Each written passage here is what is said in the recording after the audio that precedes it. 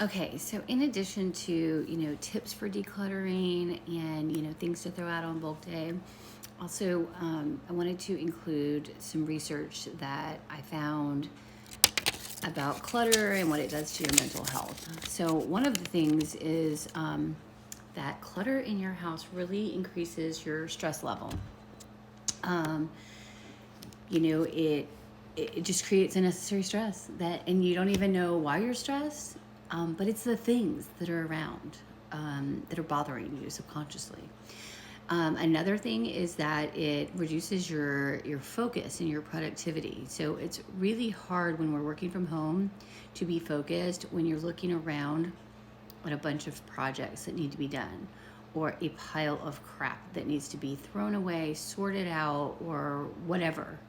And another thing is that clutter makes you feel overwhelmed.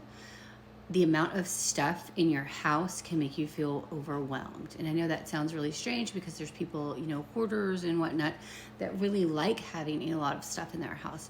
But the reality is it makes you feel overwhelmed. The fourth thing is that it puts you in a bad mood. And I thought this was really interesting.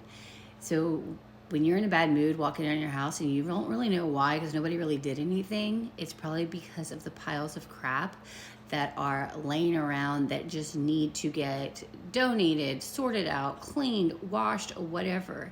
They just have to go.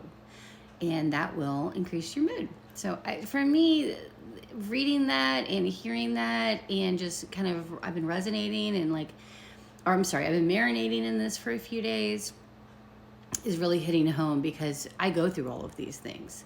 And I don't like working from home because I just have so much to do here. It's better for me to get out of this house. So I'm going to take my own advice and declutter even more than I thought I already had. All right.